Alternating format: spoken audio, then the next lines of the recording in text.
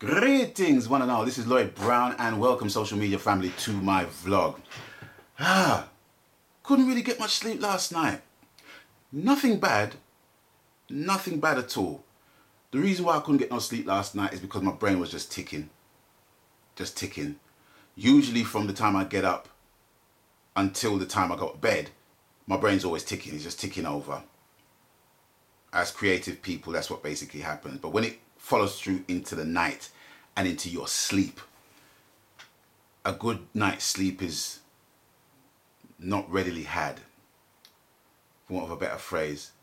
But it was on the basis of a couple of conversations I had with a couple of people, and one was with a colleague who I know very well, and one was with someone that I don't really know at all. And the colleague basically linked me yesterday and was talking about the recent vlogs that I had made.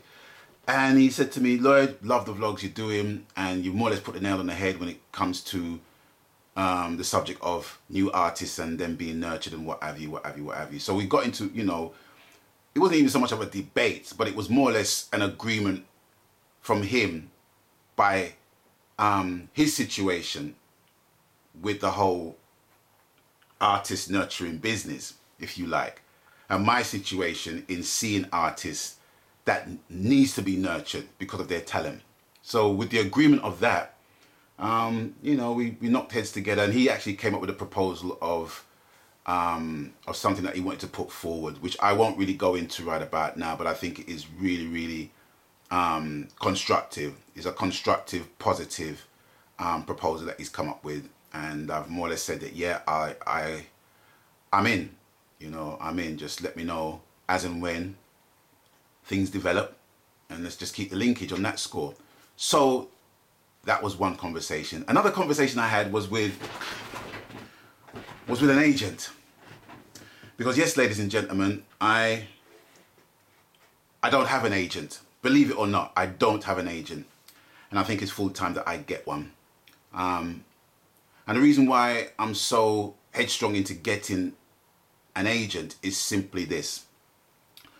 I'm looking to just branch out within my field of work, because making tunes and going on stage, that doesn't fulfill me.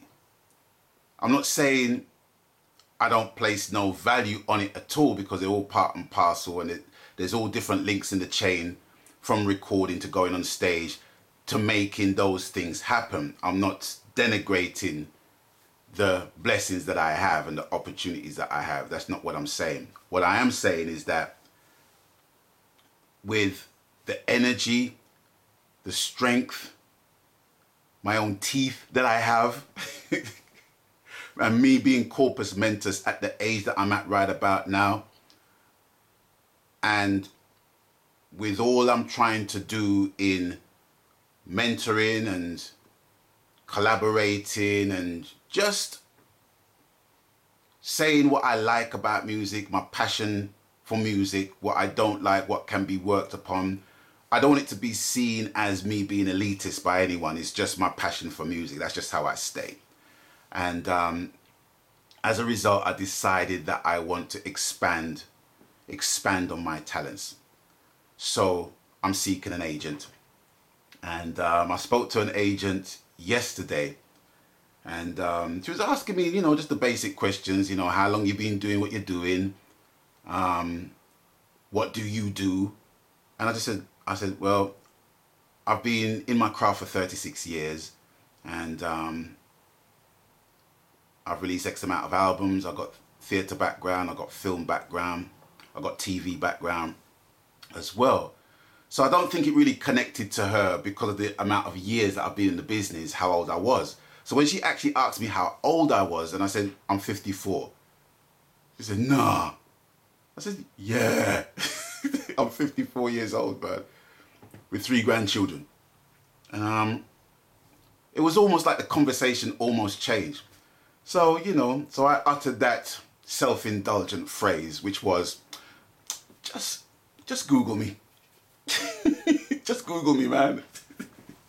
So she said, well, if you can send a picture and a biog, and we'll hook up a meeting for next week, we see what can basically manifest. And I said, yep, no problem. So I sent her my biog, sent her my pictures, and actually sent her my discography as well. Because amazingly enough, it's like in her agency, there's not one black person she has in there that can sing. I'm not saying it like she's got black people in there, but they don't have the ability to sing. What I'm saying is that she doesn't have anyone in her books that can sing. And she likes to work with people that are called in the trade triple threats. And what triple threats mean is people who can dance, sing, and act. I can sing, I can act, and I can dance. To the slow tunes then. Because my hips weren't like how they used to be, like in the 291, you know. But I can work on that. So yeah, so I'm going to be linking up with my prospective agent next week. You know, and there's so much I basically want to do with the talent that I have, and I just don't want to restrict it just to making tunes and going on stage. I love it, and I'm give thanks for the opportunities that I have, but I just think that there's more use for the talent that I have in sharing it with people and passing on my knowledge with people, passing on my techniques and wisdom to people in order for this thing to be bigger than it is and less restrictive than what it is, because changes needs to be made. I'm just telling you it as straight as I can. You know, it's a nice fraternity that we're in, but in order for us to be seen as a market in our own market, we got to change. You know, because our international counterparts are just looking on England as a market for them to exploit. And we can't even exploit our own market. Because, dare I say, you know, some of the works that we're basically putting out leaves a lot to be desired. Mixed wrong, no mastering, no marketing. I mean, need I go on? And I have to say, when I started making vlogs about the industry, so to speak, I had reservations with people thinking that I was going to be a bit elitist by saying what I'm saying. But then I've had people come back to me in full agreement in what I'm saying. Established people in the business and people coming up. So I felt a sense of relief knowing that, okay, I'm not the only one that basically has this sentiment. You know what I mean? So,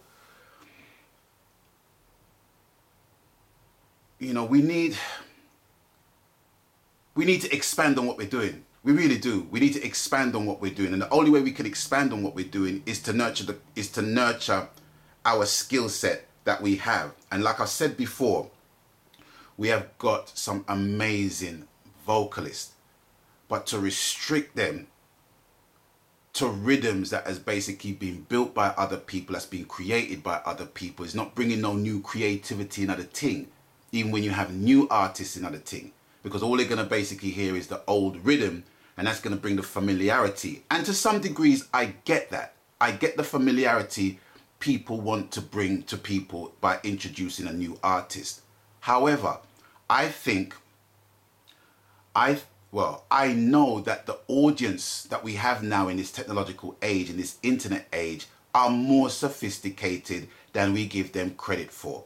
If you just hear someone sing a song, and it's an original piece of music, and it's an original lyric, original song, and it sounds good, it's a good song. We don't need the crutch of a Studio One rhythm or a lick over rhythm. We don't need that crutch anymore. We really, really don't. I mean, it works. It has its place. I'm not saying it should be banned, but it has its place. But what I'm saying is that, you know, for our fraternity to expand on a creative level, we just got to get creative. That's as simple as it is. Simple things. It's got to be more creative, or else we're just going to be constricted and restricted in that bubble of the same old rhythms, the same old stock phrases, need I go on? And I'm not apologizing for what I'm saying, because it's absolutely true. That's what we need to basically do. We need to bring some difference to the thing. And I think we owe it to the next generation of artists coming up to give them that scope. Because if I can see the scope of some of these vocalists, then I'm sure other people can see that scope as well. But it shouldn't just be about money. Why the scope can't be broadened with some of these artists? You know what I mean? You got to take risks. Just like how Chris Blackwell took a risk and paid Bob Marley and the Wailers £5,000 to record their Catch a Fire album. And what were their counterparts basically saying? So let me just get my glasses. What were the counterparts basically saying? They were basically saying, oh, you sure you want to give Bob Marley £5,000 to finish their albums? You know they're going to basically bun it off in weed and all of that stuff, don't ya? Blah, blah, blah, blah, blah. But they ended up making one of the greatest seminal albums of all time. Great seminal albums, you know. And if you watch the documentary of, it's a series called Classic Albums, and it shows how Catch a Fire was made. If you look at that documentary, you completely understand what I'm talking about, because it wasn't just the Wailers that were basically playing.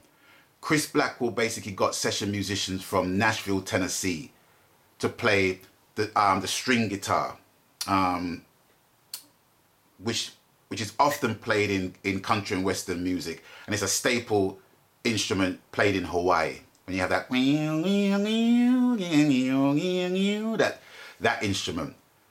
And it gives you an insight as to the widening of the musical scope of the group. Because they're playing reggae, but they're making it international by putting more international sounds in it, but not diluting it in any shape or form.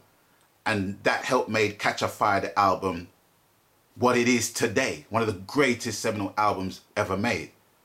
So, love Chris Blackwell or hate Chris Blackwell, right?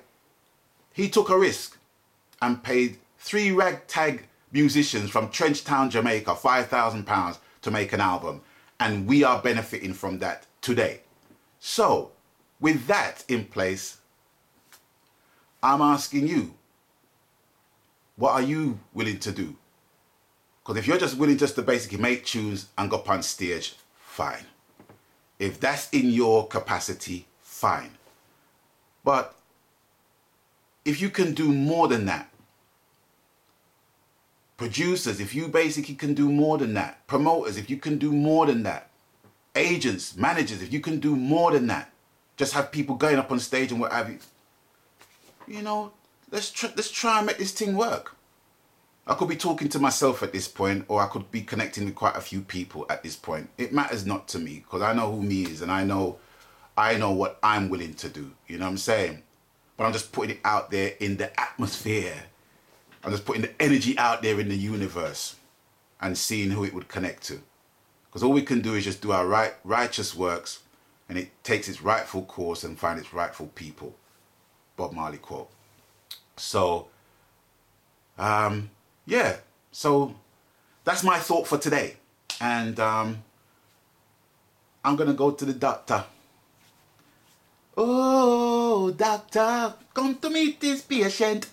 So it's with that, I'm going to bid you guys adieu for now. I want to thank you guys for stopping by. Thank you guys for passing through. And as always, you done know the coup. People, please abstain from foolishness. Even if it's your own foolishness, deal with that. And if I'm bringing any foolishness to you, you can dash me one side. I'm in a business, but still there. You know what I mean? We all got to learn from our mistakes and shit. So, it's with that, adieu. And until we link up on the next time, on the next exciting installment of my vlog series, people, stay blessed. We're gone.